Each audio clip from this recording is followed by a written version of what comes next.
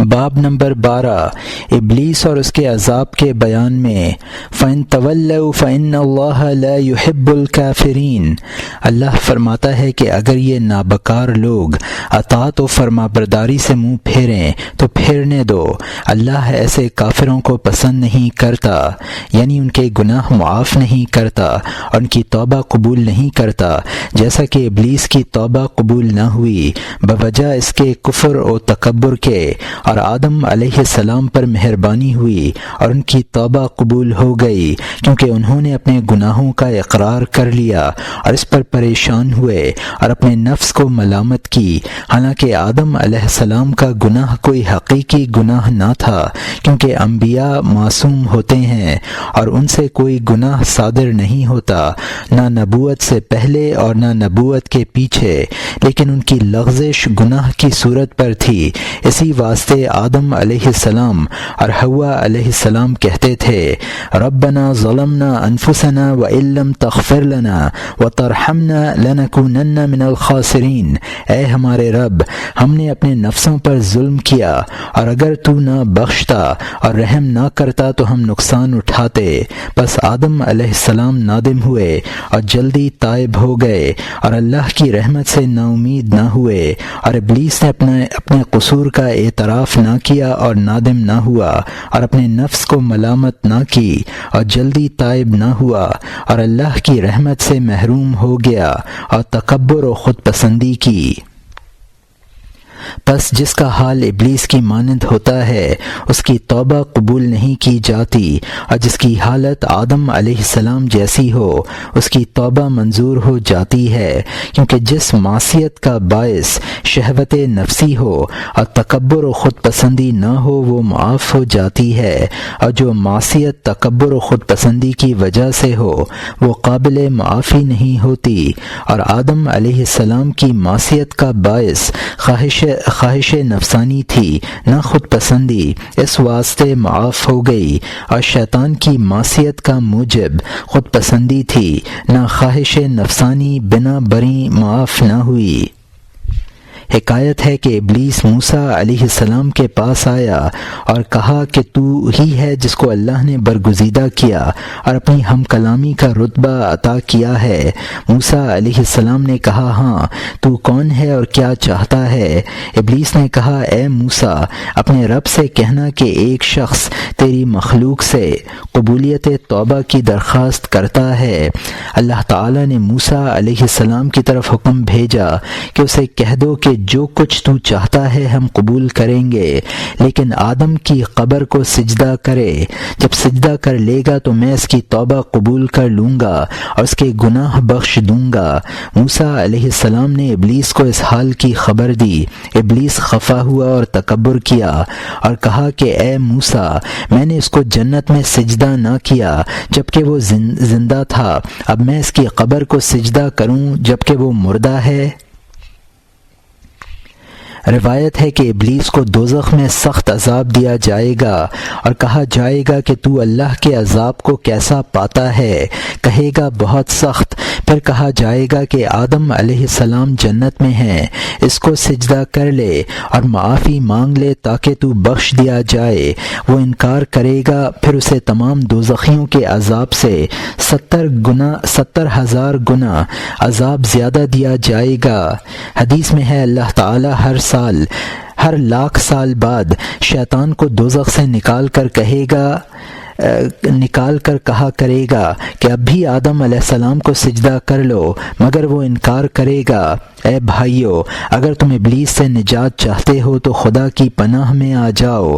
روایت ہے کہ قیامت کے روز ایک آگ کی کرسی رکھی جائے گی اور اس پر ابلیس بیٹھ جائے گا اور اس کے گردا گرد شیاطین و کفار جمع ہو جائیں گے اور وہ گدھے کی طرح ہینگے گا اور کہے گا کہ اے دوزخیو، تم نے خدا کے وعدے کو کس طرح پایا؟ وہ کہیں گے سچا پایا۔ پھر وہ کہے گا کہ یہ وہ دن ہے جس میں میں اللہ کی رحمت سے محروم ہو گیا ہوں۔ پھر اللہ تعالی فرشتوں کو حکم دیں گے کہ اس کو اور اس کے تابع داروں کو آگ کے کوڑوں سے مارو۔ روایت ہے کہ قیامت کے روز ابلیس لایا جائے گا اور حکم ہوگا کہ آگ کی کرسی پر بیٹھ جائے اور اس کی گردن پر لعنت کا طوق ہوگا۔ اللہ دوزخ کے فرشتوں کو حکم دے گا کہ اس کو کرسی سے کھینچو اور آگ میں ڈالو۔ وہ اس کو لپٹ جائیں گے تاکہ اٹھا کر دوزخ میں ڈال دیں، مگر نہیں اٹھا سکیں گے۔ پھر اللہ تعالیٰ جبرائیل علیہ السلام کو بما 80,000 فرشتوں کے حکم دے گا کہ تم اٹھا کر دوزخ میں پھینک دو۔ وہ عاجز آ جائیں گے اور نہ اٹھا سکیں گے۔ پھر اللہ تعالیٰ اسرافیل اور عزرائیل کو حکم دے گا، ان کے ساتھ بھی 80,000 فرشتے ہوں گے، وہ بھی نہیں اٹھا سکیں گے۔ پھر اللہ تعالیٰ فرمائے گا کہ لعنت کا طوق جب تک اس کی گردن میں ہے، اگر تمام فرشتوں سے بھی کئی گنا فرشتے جمع ہو جائیں تو بھی اس کو نہ اٹھا سکیں گے۔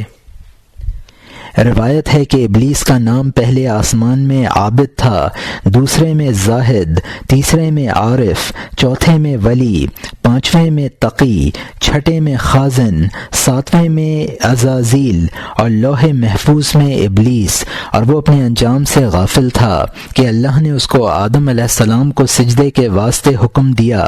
انہوں نے جواب دیا کہ تو نے اس کو مجھ پر ترجیح دیتا ہے، تو اس کو مجھ پر ترجیح دیتا ہے، حالانکہ میں اس سے اچھا ہوں۔ مجھے تو نے آگ سے پیدا کیا اور اس کو مٹی سے۔ خدا نے کہا میں جو چاہوں کرتا ہوں۔ شیطان نے کہا کہ میں تو سجدہ نہیں کروں گا۔ غرض یہ کہ یہ تو اپنی ہیکڑی میں کھڑا رہا اور دوسرے فرشتے آدم علیہ السلام کے آگے گر پڑے۔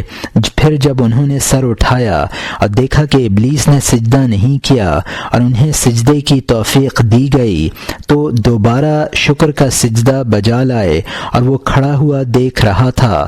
اس کے دل میں یہ خیال بھی نہیں آتا تھا کہ آقا کی نافرما برداری کفر ہے اور موجب خفت ہے۔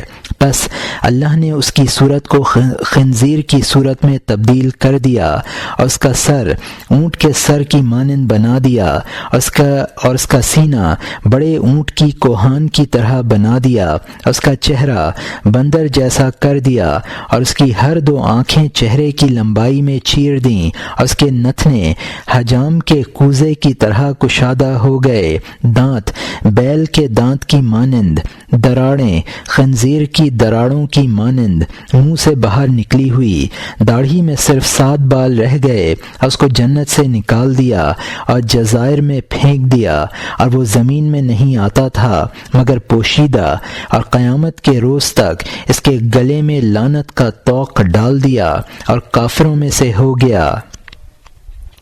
حالانکہ وجیح الصورت، بدیع الشکل، 4 بازوؤں والا، بہت علم والا، بڑی عبادت کرنے والا، فرشتوں کا استاد اور ان کا سردار تھا، مگر تکبر و خود پسندی نے سب خوبیوں پر پانی پھیر دیا۔ سبحان اللہ، عبرت کا مقام ہے۔ روایت ہے کہ ابلیس نے کہا یا الہی، تو نے مجھے آدم علیہ السلام کی خاطر جنت سے نکال دیا، حالانکہ تو نے مجھ کو ان کی گمراہی کے واسطے بنایا ہے، تو اب میں ان پر کیوں کر غالب آیا کروں گا؟ فرمایا کہ سوائے انبیاء کے آدم کی تمام اولاد پر تیرا تسلط یعنی قبضہ ہوگا۔ کہا کچھ اور اختیار کر۔ فرمایا کہ اگر آدم علیہ السلام کی 1 اولاد پیدا ہوگی تو تیری 2 ہوگی۔ کہا اچھا کچھ اور بھی عنایت کر۔ فرمایا ان کے دل میں تیرے رہنے کی جگہ ہوں گے، ان کے دل تیرے رہنے کی جگہ ہوں گے، تو ان کی رگوں میں خون کی مانند جاری ہوگا۔